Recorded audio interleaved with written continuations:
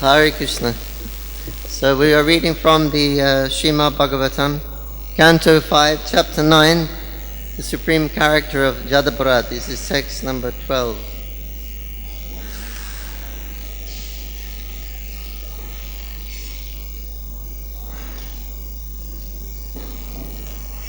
Om Namo Bhagavate Vasudevaya. Om Namo Bhagavate Vasudevaya. Om Namo Bhagavate Vasudevaya.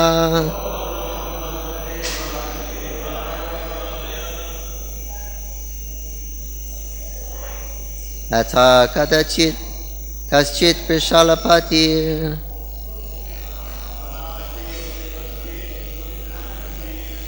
Kalai Purusha Pashum Alabhatya Karmaha Atha Kadachit Kaschit Vrishalapatir Kalyai Purusha Pashum Alabhatya Karmaya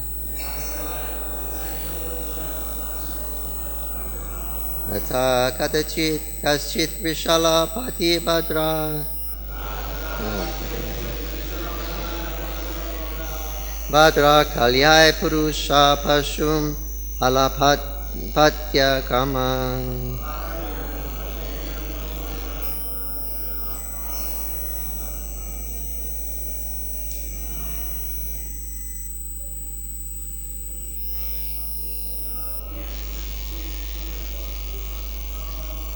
Atha kadachit kaschit vishalapati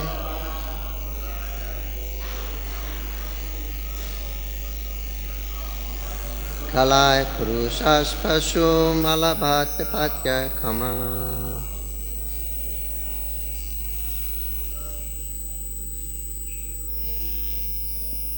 Atha kadachit kaschit vishalapati tatra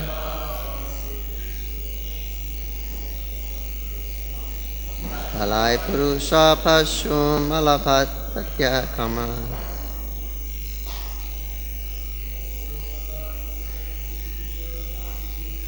Atha kadachit kaschit vishalapati badra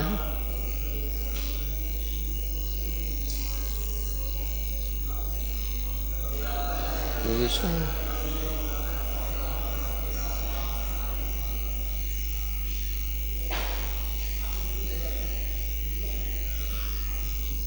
Anyone else? Mataji's?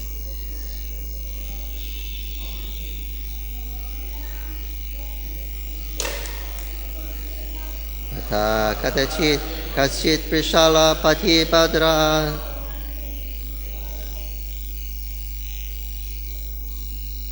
Kalye purusha pashum alabhatya kama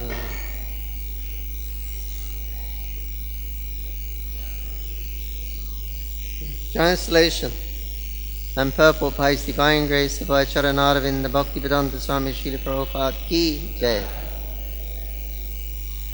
At this time, being desirous of obtaining a son, a leader of dacoits who came from a Sudra family wanted to worship the goddess Bhadrakali by offering her in sacrifice a dull man who is considered no better than an animal.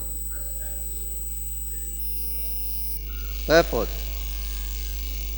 Low-class men such as Sudras worship demigods like goddess Kali or Bhadrakali for the fulfillment of material desires. To this end, they sometimes kill a human being before the deity. They generally choose a person who is not very intelligent. In other words, an animal in the shape of a man. Om Agyantimidam Dasya Jananjanan Shalakaya Takshuram Militanjina Tasmai Jaya Sri Krishna Chaitanya Prabhu Nityananda Shri Advaita Garatha Shiva Shari Gaur Bhakta Vrinda Hare Krishna Krishna Krishna Hare Hare Hare Rama, Hare Rama, Rama Rama, Hare Hare.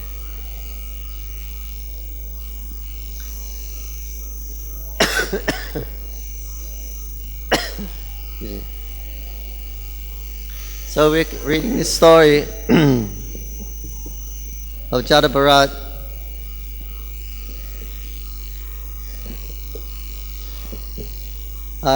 Who these dacoits, they're looking for a very dull person to sacrifice for the goddess Kali. He wants to have a son. This is his purpose. So he thinks if I kill a person for the goddess Kali, offer the human blood, then she will award me a son. So Krishna says in Bhagavad Gita that those who worship the demigods are less intelligent. He said they worship the demigods and quickly their desires are fulfilled. But they are less intelligent because the results are very temporary. So here these were dacoits, low-class people.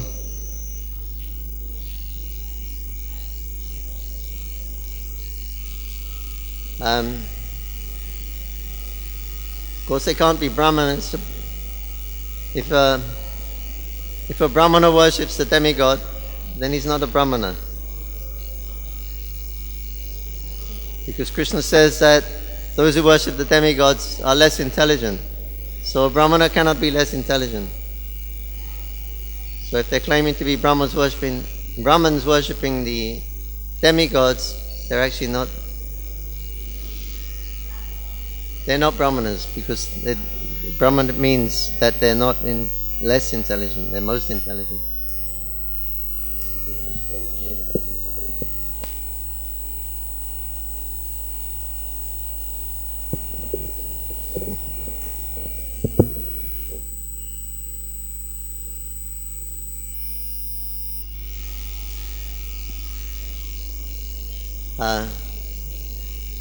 But still, because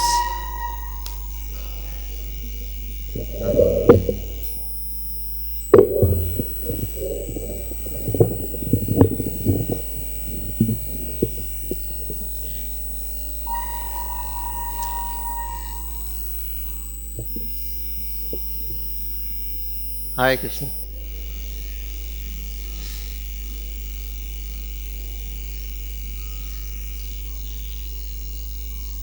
So, in some tamasic shastra, then this kind of thing is sanctioned. There is a sanction for it. Offering a human, an animal like human, there is a sanction for it in the scripture. So therefore, that's the good thing about it.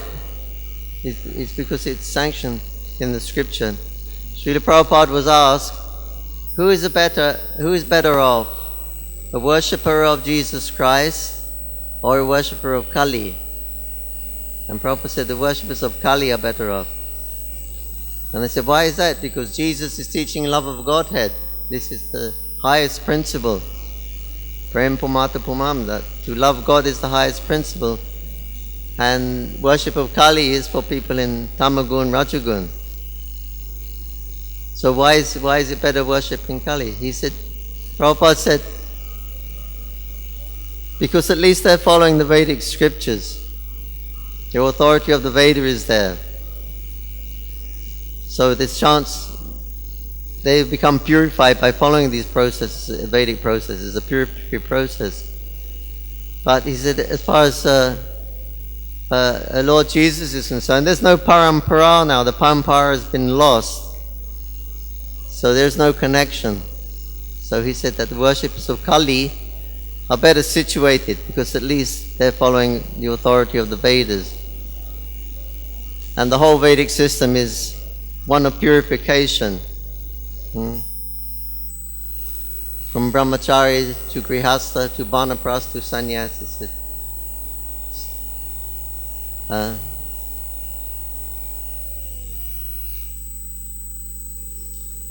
from Shudra to Vaishya to Kshatriya to Brahmana.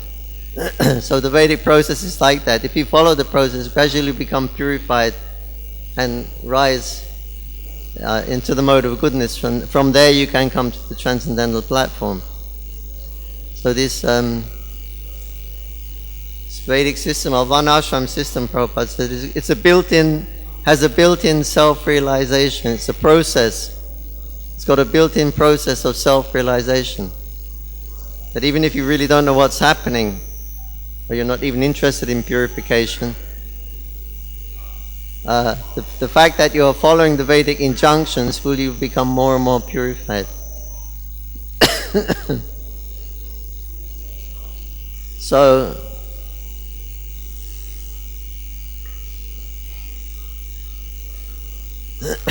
see, generally they offer goats to Goddess Kali.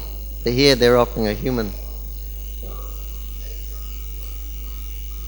Prabhupada was in Tehran.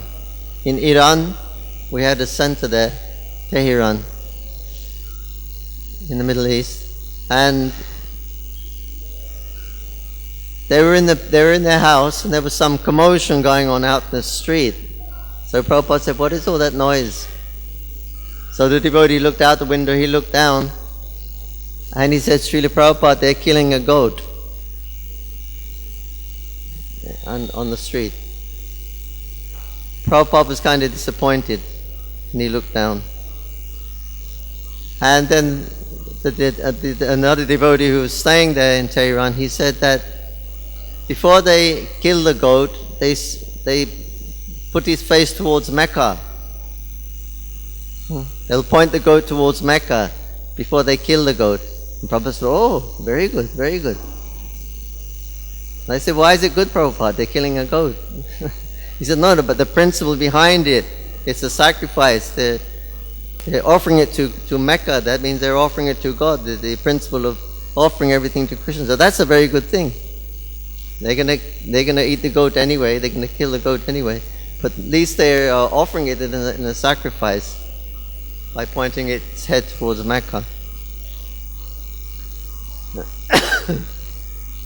So,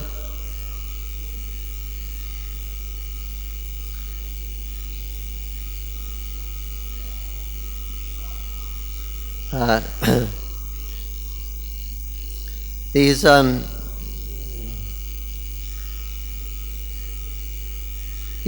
goddesses, demigoddesses, Durga, Bhadrakali, etc.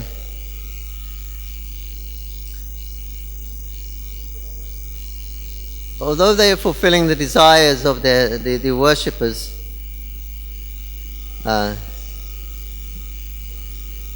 Durga is Maya, the Maya energy. Bhadrakali here. But the Durga is actually a devotee of Krishna. Mentions in the Brahma Samhita that she's actually a devotee of Krishna, but she has a thankless task of keeping everybody bound up in this material world. See, this potency of the Lord, who's Maya potency, who creates all this world in different forms. She takes different forms.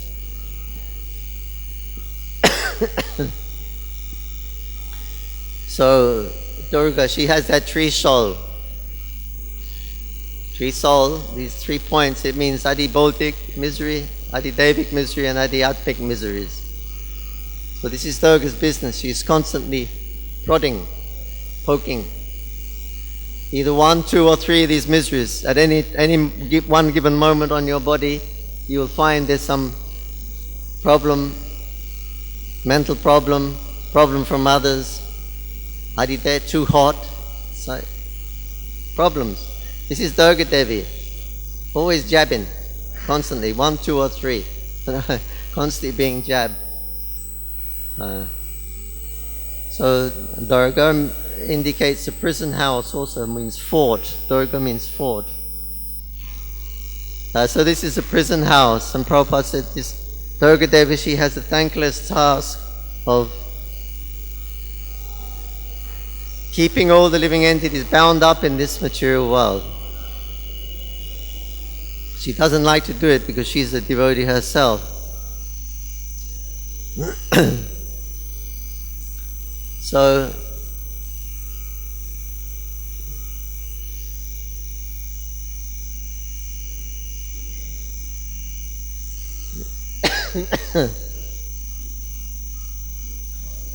so she very much likes when the devotees are, when the devotees, they surrender to Krishna, and then Durga actually gives them help. Her business is to keep everybody bound up in the material world, but she doesn't like to do that. But she does it anyway because it's the order of Krishna, and someone has to do it. So she is like the warden of the prison house. So she is doing.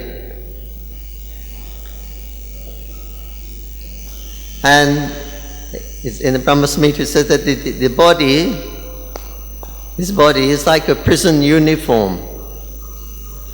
We're in the jail, the fort, Durga, and you get a prison uniform. It means his body. As long as you've got a body, that's your uniform.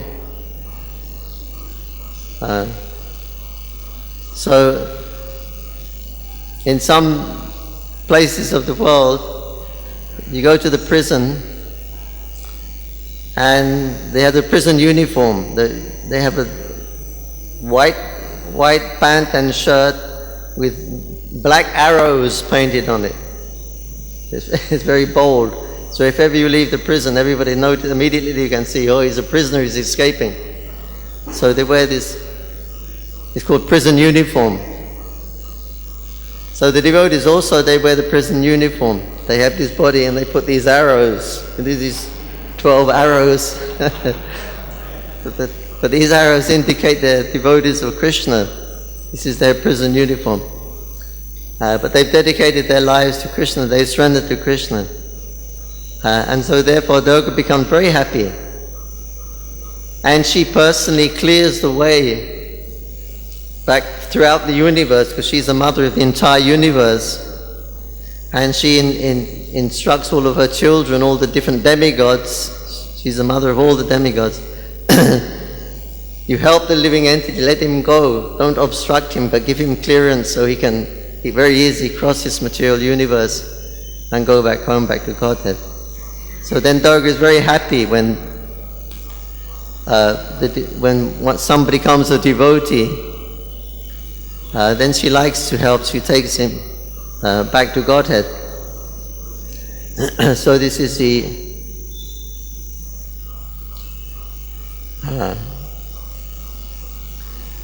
the kindness of Durga Deva. Otherwise, for the non-devotees, it's described she is the deluding kindness. The deluding kindness. People want to be happy in this material world. So she's giving them material facility, but she's actually deluding them, keeping them bound up. So she's being kind because Krishna says you worship the demigod, very quickly you'll get the result. So she's giving result, but the result is simply binding one more to this material world, to the cycle of birth and death.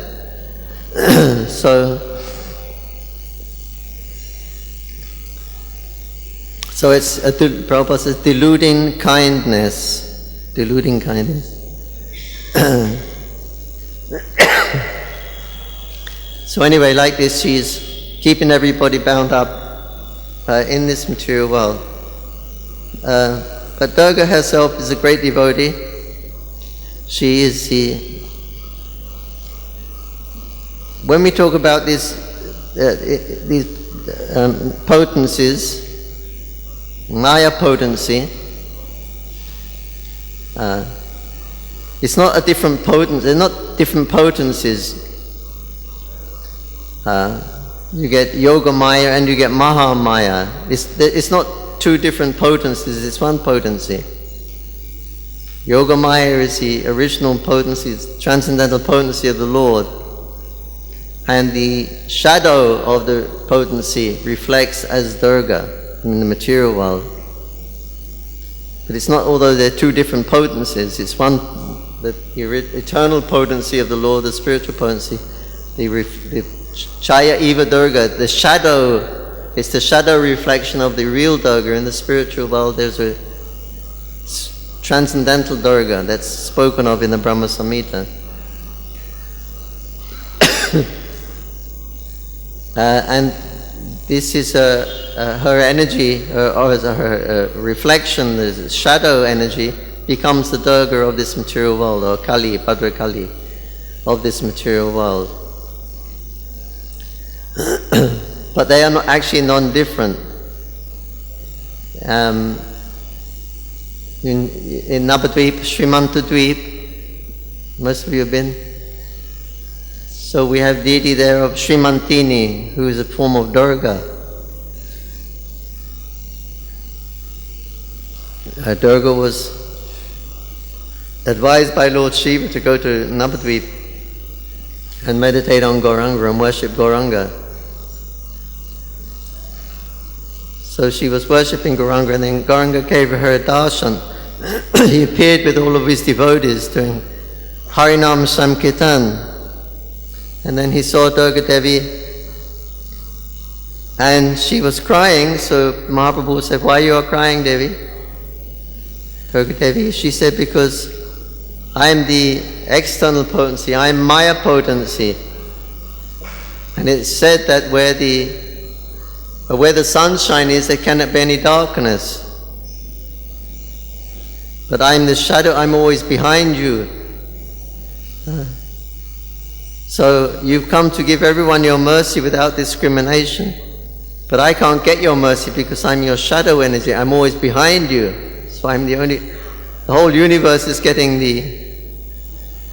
your mercy, but I cannot get your mercy because I'm always, where there is sunshine, there is no darkness." So then Chaitanya Mahaprabhu explained to her that from my angle of vision, I see that you are non-different than Srimati Radharani, the Durga of this world. Sometimes we are cursing Durga, Maya, but actually it's a form of Radha. The original form is Radha. She's the internal potency of the Lord. So the potencies of this material world are simply the shadow reflection of the real, or the eternal prince, or Radha. It's also confirmed by Rukmini. In that pastime where Krishna is teasing Rukmini, he said, "You should have married Shishupala, he's a great king, and I am nothing." And he was teasing, you have read in the Krishna book of Srimad Bhagavatam.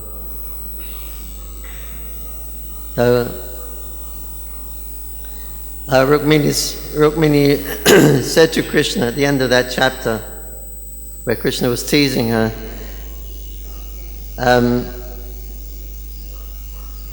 she said,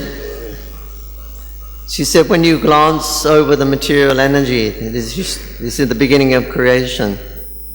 When you throw your glance over the material energy, it's like in the mode of passion, because it's like Vishnu is having an amorous dream, and he glances over Roma Devi in the creation. So it's a mode of passion.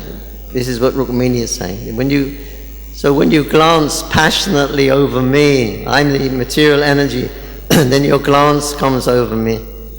Then the whole universe becomes activated.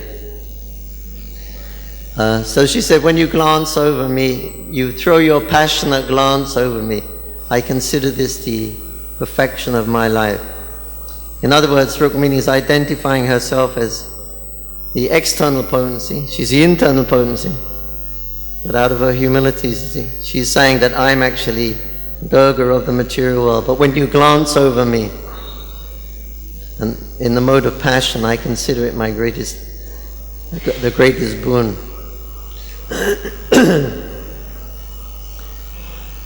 So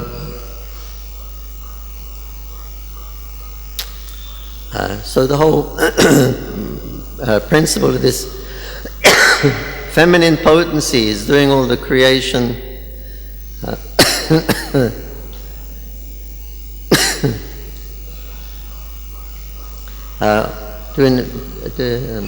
taking care of the whole creation. Maya is the feminine energy. So the potency is.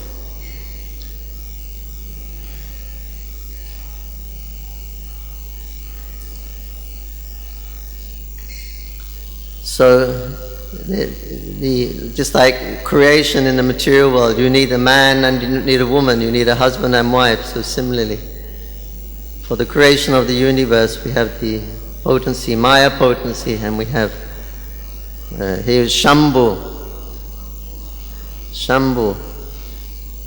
Shiva, and the combination of Shiva and Durga, then the whole universe is created. So there are three creators. There are two creators, Shiva and Parvati. They do the practical creation. Now, why they are creating? Because the will of Vishnu is there. Vishnu wants the creation to take place.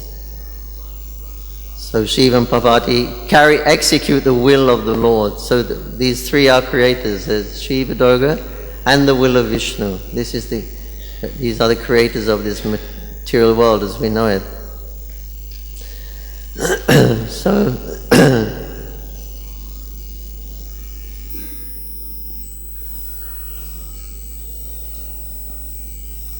So just as this unlimited spiritual material universes, there's also unlimited spiritual universes.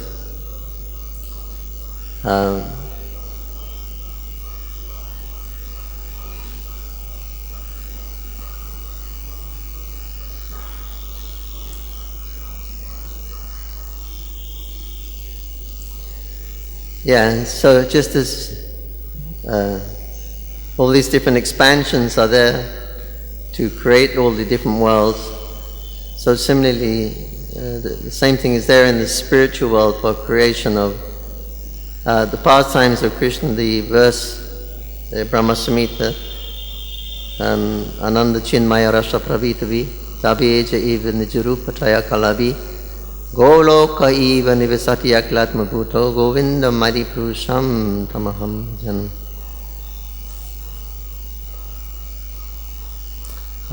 There is the internal potency of Sri Radha. And she expands herself into unlimited more gopis for the pleasure of Krishna. And each of these gopis has unique qualities and relationships. Variety is the spice of life, so Krishna likes variety. So Radha expands into billions of other gopis, all of different characters and different natures. So Krishna can enjoy with all these varieties of life. So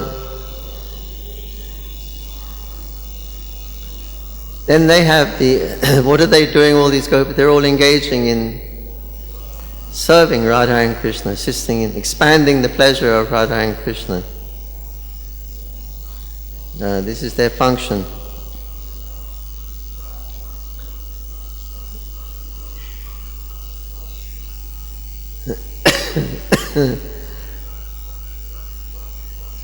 So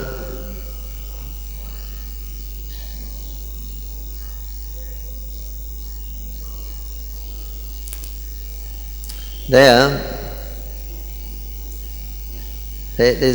expand millions and millions of gopis, and all these different arts which the gopis use are also not created, they're eternal. There are 64 arts mentioned in the Shastras. So these are just like when Krishna and Balaram went to Sandipani Muni. What did he teach them? He taught them these 64 arts. Every day he would teach them a new art, and they would, by the evening they would master it. The next day they would do another one, and they would master it. So they were there for the ashram for 64 days, and they mastered the art of the 64 arts. So this is actually real education. Not having a degree in technology or anything like that. Education means how these arts are used in Krishna's pastimes. Different arts. You can fill the pots with water, or different pots, you have different amounts of water, and then you can play tunes. By hitting the pots, you get different sound according to the level of water in that. So many things, how to fashion jewelry, how to make flower crowns, sashes. So this is actual knowledge. There's no gyan or speculation or shankya in the spiritual world. It's just using these 64 arts in the pastimes of Radha and Krishna. So this becomes actual knowledge.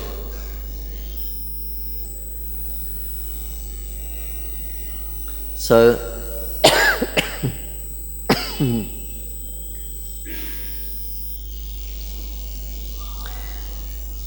so this is real use of the feminine energy, is to use it for expanding Radha and Krishna's pastimes.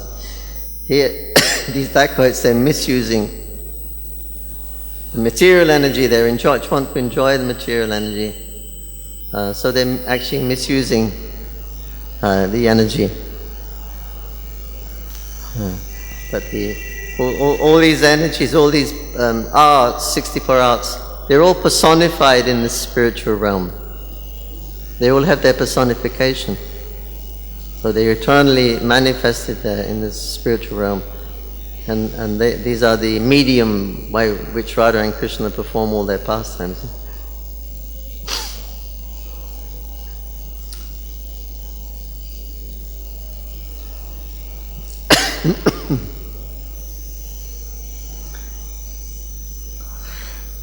What else here?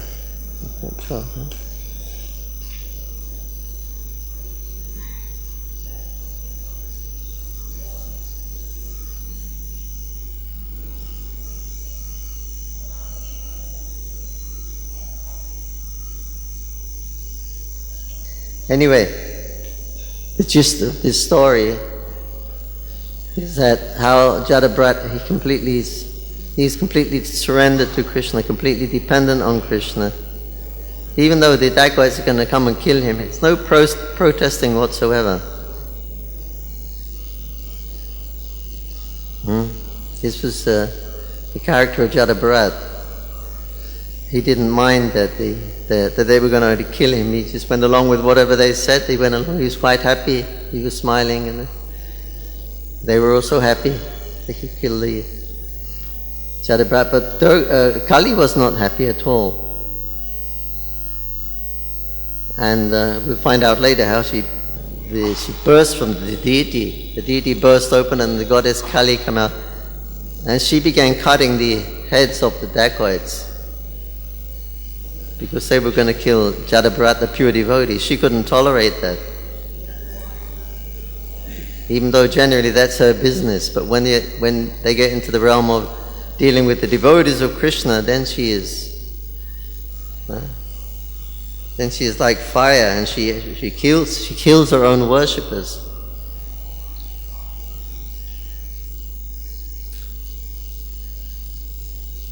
So you've seen the picture. Is it here?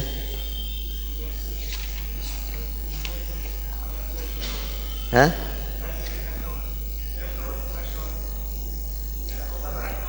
Back cover. Oh yeah, there it is.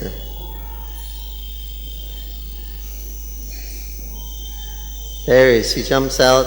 We got 1, 2, 3, 4, 6 hands, and she starts to slaughter all of the dacoits, and her friends are there, Rakshasas, I guess, are drinking the blood and everything like that. They're having a party. They all become intoxicated by drinking so much blood. And they're all singing and dancing and very happy. Bhadrakali.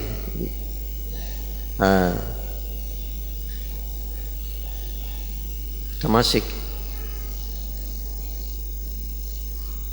But Prabhupada liked this picture. He did. When he saw this book, he said, "Who has painted that? Who has painted that picture?" He said, "What an imagination!" Immediately, he should be the head of the art department in Los Angeles. Immediately.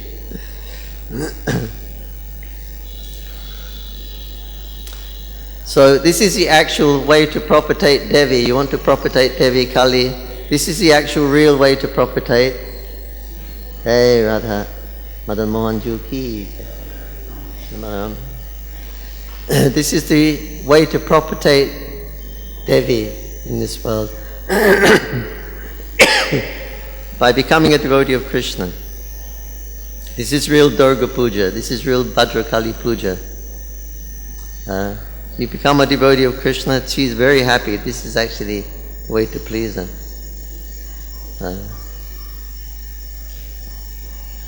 And she orders all the devatas. Let this living entity is going back to Godhead. Give him help throughout the universe, and very quickly you can go back home, back to Godhead. By the mercy of Durga, her world. So by her mercy she releases the living entity. So this is the real Durga Puja. To become pure devotee of Krishna, you will satisfy Durga, you will satisfy all the devatas. Hare Krishna, Krishna Krishna, Hare Hare, Hare Ram, Ram Ram, Hare Hare. Thank you. Srimad Bhagavatam ki jai, Prabhupada ki jai, Samaveda Bhaktivinoda ki jai, Nitai Gaur Premanandi. Hare Krishna. Any comment, question?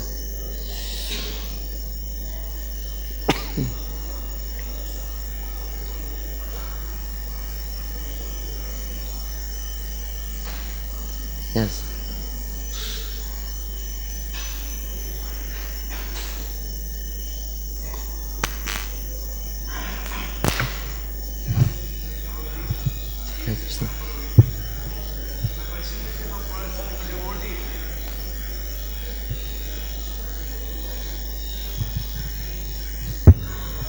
Hare Krishna, Prabhuji.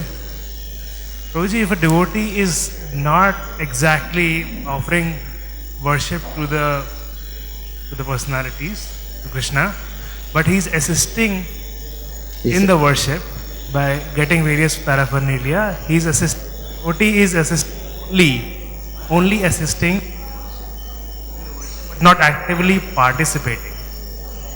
If a devotee only assists in the worship but does not worships actively, directly, and engages in Harinam Sankirtan, so will he get the same benefit as that of the person who is actively engaging in worship and Harinam Sankirtan?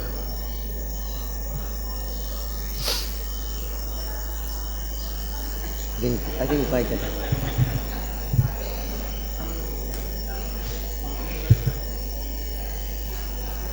And not directly exactly worshipping the deities. But I'm not worshipping the deities, but I'm assisting Pujari all my life. But I did not exactly worship the deities. Would I get the same benefit? His question is, if I'm not serving the deity directly, but I'm assisting, and I spend my whole life assisting the Pujari who's serving the deity, do I get the same benefit? Yes? Do we get the same benefit?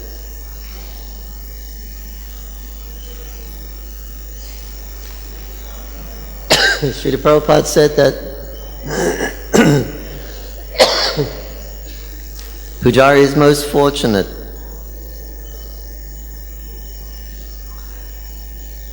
When a person attains perfection and leaves his body, he goes to that planet, material planet, where Krishna is performing his pastimes. And there he has close association with Krishna and the eternal associates of the Lord. And there he imbibes proper mood of worship. And then from there he goes back to Godhead. But Prabhupada said the pujari already knows how to serve Krishna.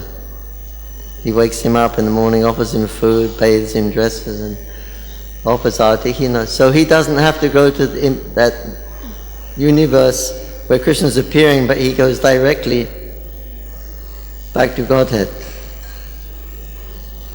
I don't know, maybe he takes his assistant with him, a lifelong assistant, he may take you with him. So you can do the same thing there also.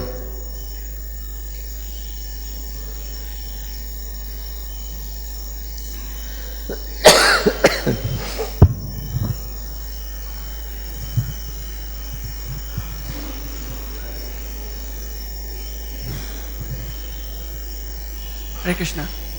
Are demigods, means they are also omnipresent like Krishna? Yes. They're at different degrees according to their positions.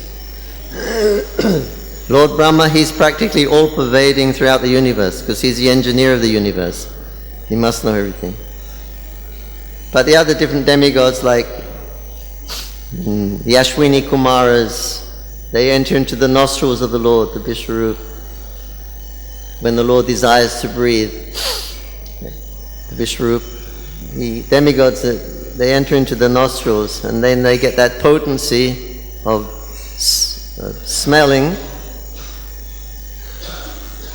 and the nose, so that becomes their field. So everywhere where there is someone smelling, they are present there because the nose and smelling process, they're in charge of that. So throughout the universe, they are there. Wherever the smelling potency is, their power is there, and so but Brahma be all pervading. But these have been more localized around the smelling, the nose area. So the demigod in charge of sight and things like that. They'll be that much pervading, whatever is their service, particular service to the Vishwarup. And when Pandavas, means they were actually incarnations of demigods. Means it is said that means Pandavas were pure devotees, and with them means incarnation of demigods also were there. So when they left their body, so Pandavas went back to Godhead, as it is written in Srimad Bhagavatam, and in Mahabharata it is written that Pandavas went back to heaven.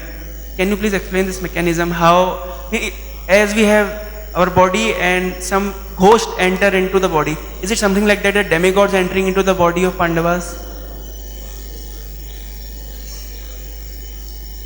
The demigod potencies enter into the Pandavas. The potencies of the demigods, which are non-different than the demigods in one way. Shakti, Shaktiman, there's no real difference. You cannot separate. Otherwise there's no meaning. Without Shakti, there's no meaning to Shaktiman. Without Shaktiman, there's no meaning to Shakti. So they're present by their potencies, by their energies, by their Shakti.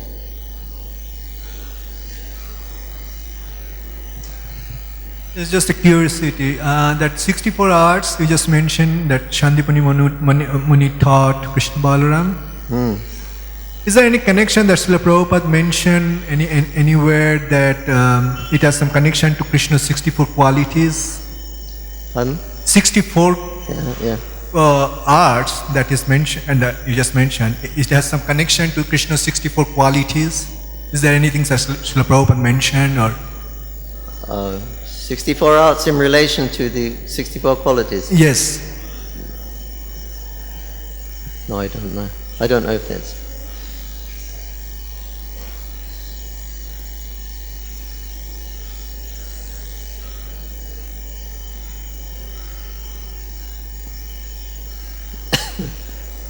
There are probably some there. There are probably some.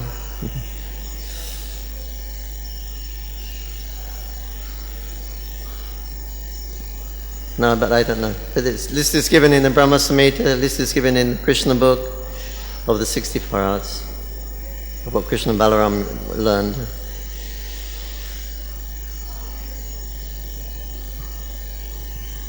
But most likely there is quite a few connected with Krishna's qualities.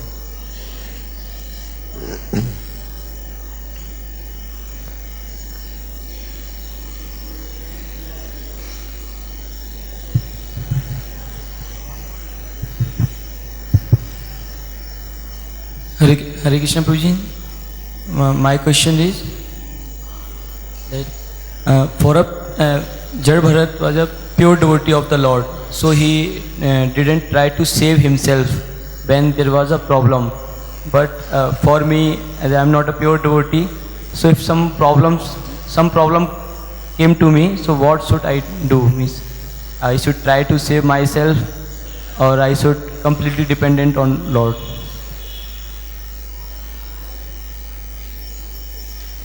I didn't quite catch it. Should I, if some problem comes to me, so should I try to save, should I try to endeavor from myself, or should I completely dependent on Lord? Yeah, that's the generally, the Krishna consciousness is a direct process of devotional service. We just engage everything in Krishna's service throughout the whole day. This sadhana bhakti, we are very regulated. So if a problem comes, we just continue with our service.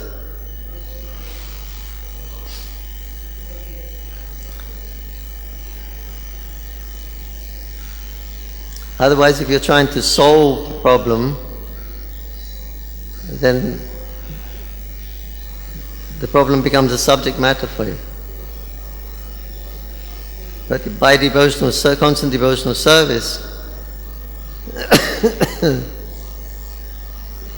the problem will come and then it'll go away again. Because you're just dependent on Krishna.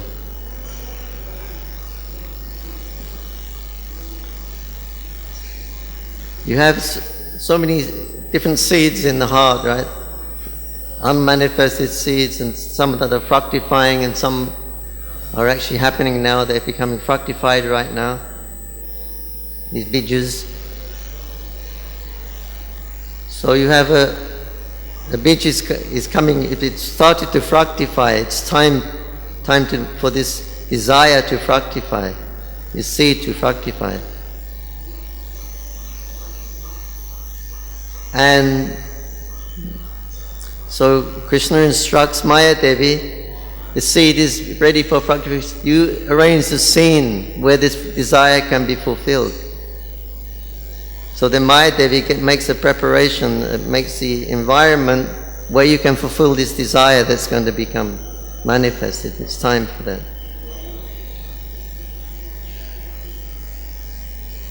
So if you give it attention, that desire, then you give it attention, then it'll go back again as a cause of another desire. It'll go back in. So, but if you don't give it attention, but you give your attention to devotional service, the desire comes, it manifests. You got the opportunity to manifest this desire, but you don't. You just engage in your service. Then that it just dissolves. It goes back into the desire bank. So that finishes that cycle of karma. That doesn't come back again. So in this way the devotee, he winds up all of his karma, not by entertaining the desires or looking for the desires, but by devotional service. Otherwise our consciousness is fixed on removing the problem. So the subject matter is the problem. So our subject matter should be Krishna's seva.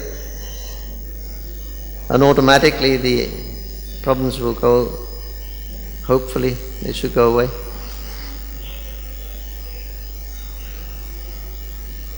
Hare Krishna.